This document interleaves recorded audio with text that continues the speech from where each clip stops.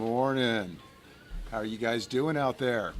It is 9:30 a.m. We are still in Cave Springs, Georgia at the midway point of the Southern States 200. This is the 100-mile mark. Runners have been coming in all night. They've been getting refreshed. They've been sleeping. They've been getting recharged, and then they're heading back out on the trails. Last night was lovely. It was a great night for running. It was kind of chilly if you're sitting here, but lovely if you're running. And it was fun to watch the leaderboard last night because there was a lot of changes taking place.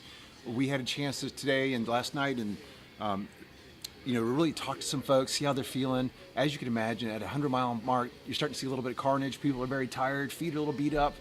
But one of the most popular places in Cave Springs is the sleeping tent, which is just 2 tents behind me. That place was full when I walked in about 2 a.m. this morning. It was kind of cool to see everybody huddled around the heaters, snoring away. It's awesome just seeing humanity at work here is really kind of cool. And I know if you are watching this, it means you love trail running, you love ultra running, and everything that goes along with it. So it's good stuff. Well, today, for this morning, we're not going to talk too long. We're going to talk about the leaderboard a little bit. I'll give you a scoop on who's in the lead, the top 5, what we've seen last night, and then what we can expect later today. We'll do a little bit of the sights and sounds from last night and then this morning. What's it like to see an aid station come to life first thing in the morning when you've been running for 20-something hours already. We'll do a weather update, kind of give you guys the scoop on what's happening there. And then we're going to talk to Aaron Jameson. Aaron Jameson is in charge of the medical out here for Southern States 200. And he's been, kind of the cornerstone for the medical community, for the trail running community, and the running community in Birmingham, Alabama. But with the Southern States 200, he gets out and covers a lot of distance. So a really great interview with him that we'll talk about in just a few minutes. So without further ado, let's get to the leaderboard and let's talk about what we're seeing out there. So right now, Michael Carson is still in the lead, and he is at mile 156. Michael's been running well. He's got a pretty good gap on Thomas, who's in second place at mile 141. Now, here's an interesting thing. I made this graphic not 15 minutes ago, and there's already been a change. I'm going to read the graphic, then I'll give you the update in just a second. In third place, I had Kyle Wadiak at mile 141 as well. Erica Nutini was at mile 140, and then Emily Finn was at 139. So you can see those bottom 4 are bunched together pretty closely. So first, I thought, how cool is it that Erica and Emily are in the top 5? 2 women are crushing it out there. I hope they continue, and I know they're going to stay strong. But as I just mentioned, the top 5 have already changed. It is now Michael Carson in first, Thomas Noonan in second, Erica Nutini in third, Kyle Wadiak in fourth, and Emily Finn in fifth.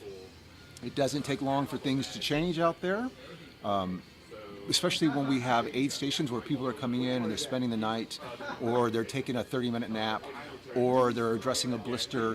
Whatever time suck that they encounter means somebody can catch up to them. And when we have that many people that close together, 1 mile in the middle of a 200-mile race means absolutely nothing. So Michael Carson, again, is doing great. He has got a nice gap on everybody. Let me pull up my race flow map. I'd like to get a sense of where Michael is in relation to the... Okay, so last year, James Ebert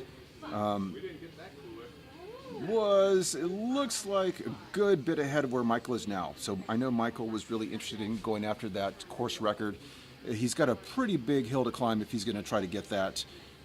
James just ran spectacularly well last year, and it's going to be a tough one for Michael to go. But regardless, Michael's killing it. He's doing great.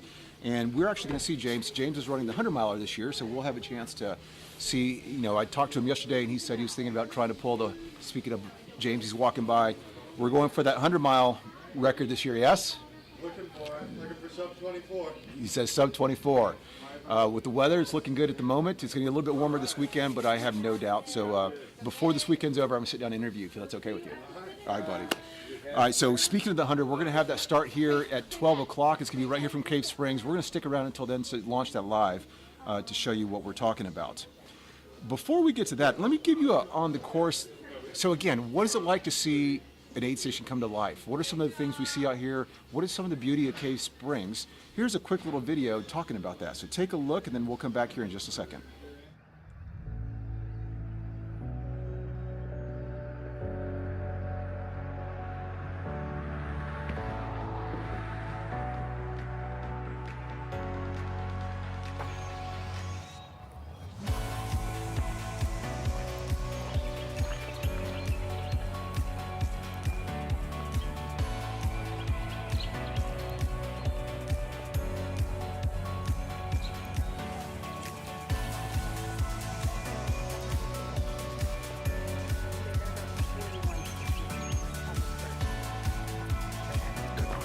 Hey, good morning. How are you guys doing? Fantastic.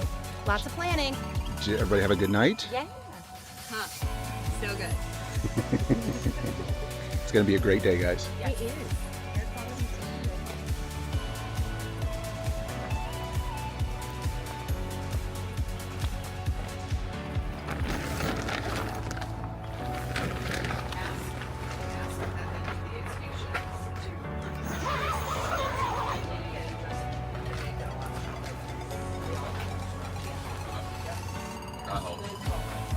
Morning.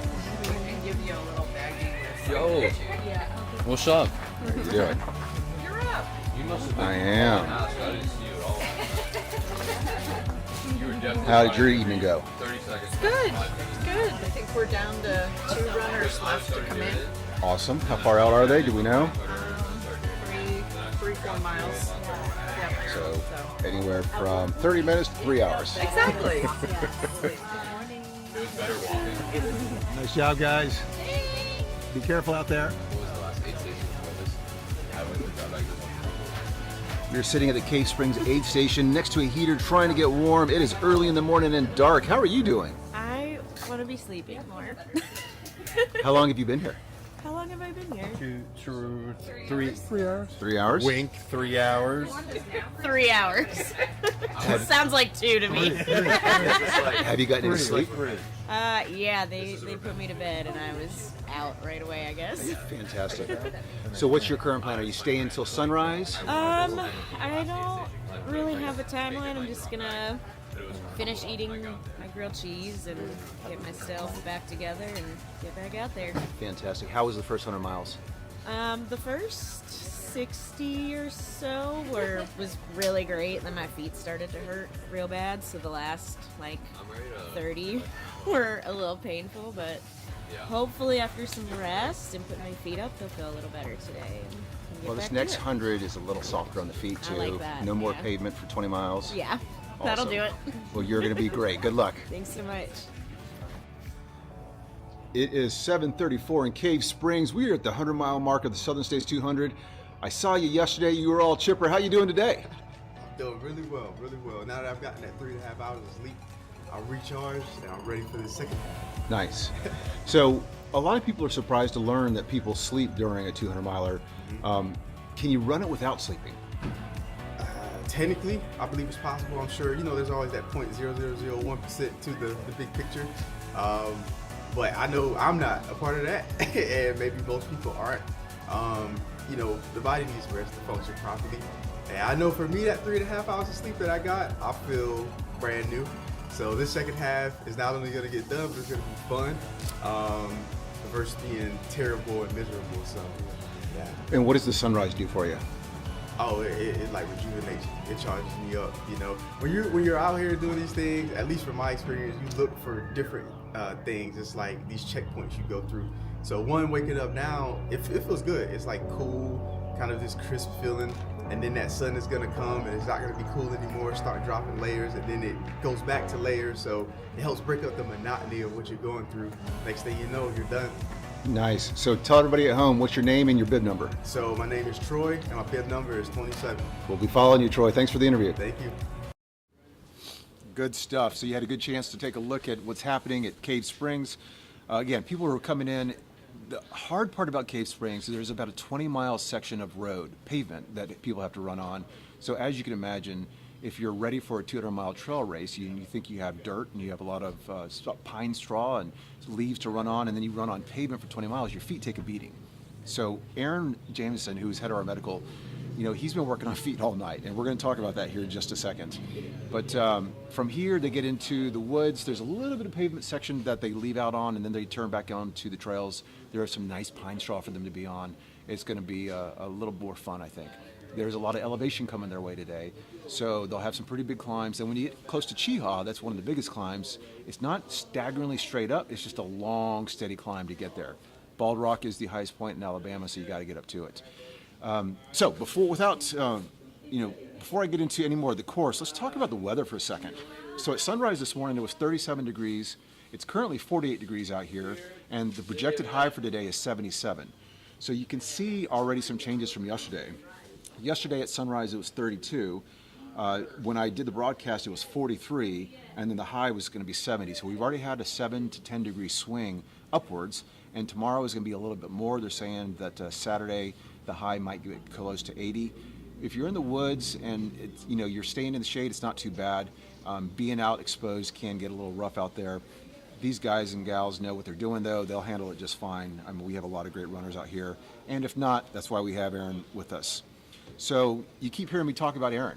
So Aaron Jameson has been, he's former military, he's a medic, he's done some really cool stuff with his life, he's got some great stories. So I sat down with him this morning just to talk about what he saw, what he's seeing, and what he expects to see down the road. So take a listen to this interview, then I'll be back in just a second. Good morning. I'm sitting here with Aaron Jameson. We're having our morning coffee. Cheers, brother. Let's go. It is 7:53 in the morning. We are at Cave Springs, Georgia. It has been a chilly night, but not terrible. No, not as bad as the other nights. This man was sleeping in his car. He's got all the cool gear. The reason we're talking to Aaron today is Aaron is in charge of medical for the Southern States 200. If you've run local races in Birmingham, Alabama, you know who Aaron is because he's had a lot of races. He's done a lot of great work. But for the Southern States 200, that's a whole different ballgame, right? You're traversing 2 states. You're going to A station, A station, A station. And I know that a race of this distance has some different challenges than other distances. Absolutely. So what are you seeing out here? What's been going on, and what are some problematic areas? So yeah, point to point, 200 miles. Not really seeing anything I don't see on 100s. However, this particular season or this race, we're seeing a lot of younger people. So they're getting the foot issues. Like right now, I'm waiting on a guy that's got, his feet are full of blisters. So and then the other things we're seeing, some minor orthos. Last night I had a couple little ortho issues, just overuse stuff. That's the nature of our beast. And then we're getting a little bit of respiratory. I've had 2 respiratory issues, but we're also starting to get the pollen, the grasses, the trees are all budding now. So, and then there's the trail dust and long hours, man. Sure. Yeah. So last night I heard you talking to a gentleman from Texas who obviously is more desert climate, lot less humid, and a lot less pollen. And he walked in and he was like, "Man, I can't breathe." And you're like, "Yeah, that's about right." Yeah, it is about right. And he's got some inflammation. So yeah, just hit him on a pod and cleared him up and worked his feet as well. He's got some pretty amazing hammer toes. I don't know if I'm allowed to say that, but it's kind of creepy. But he's out there, so he's doing his gig, and I think he'll be successful. He's got the right mindset. So good. So, and is there anything else you can do? So you're not used to all the pollen, you're not used to our humidity. You come down here, you have trouble breathing. You said they hit a pod. Is there anything else they can do for this? No, I mean, you're really not. Especially you come from dry climates. You can have a seat, my friend. You got some feet to do. We got another customer coming in. So, yeah, I mean, you just come from the dry climates like out in the Midwest, it's dry, your lungs are used to that. You come here and you got all this humidity, all this different stuff in the air, so it's going to happen. So some people try to manage that prophylactically, but I'm not really think that's a good thing. It's like going to altitude and taking, dexamethasone or something like that. Climatize as best you can, but most people come here, right, hour before the start and roll and see what happens. That's the beauty of the sport. Well, I'd love to keep talking. You have a customer over here. Go work on him. I'm bringing the camera around just to see if it's okay. Yeah. And let's just see Aaron in action. Yeah. So appreciate you being out here, brother. All right. Appreciate you, brother. All right, man. Let me get some gloves. Let's see what you got going on. Boom. Well, you got a fine runner's tan going there on your ankles. Or is that dirt? Probably both. All right. Put one foot up there, please. Oh, yeah. Whoa. So, yeah, he's got amazing toes. So, Alex, some people say I should become what do they do? Pedicures? I was clipping toenails yesterday. You're freezing, dude. Yeah, it's all those calories you burnt that you need to replace. Did you eat last night or this morning? Whenever I saw you last. Okay. Other than that, anything else bothering you? All right, guys, as you can see, there's some therapy taking place. We're going to let them do their thing. I don't want to be all up in his blisters. Yeah. But You don't as wanna far do as feet that. go, his feet look pretty good. He's not as bad as I thought he was going to be. So, Nah. all right, guys, We've seen way worse. we've seen worse. All right, we'll talk soon. All right. Thanks. So there you go. Aaron Jameson working on feet.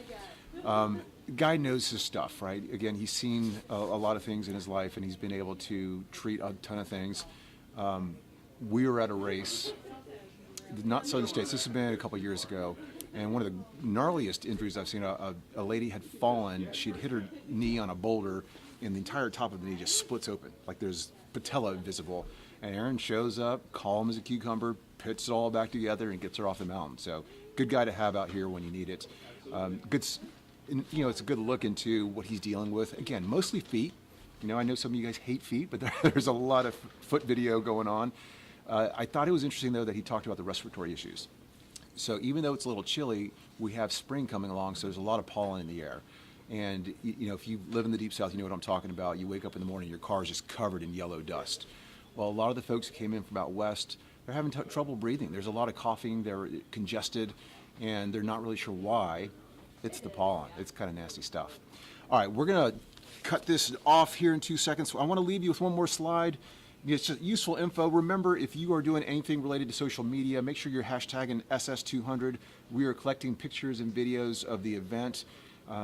If you want to follow along with the leaders, go to that website, trackleaders.com. They do a great job, and it's kind of really cool to watch the leads change, as we were talking about earlier.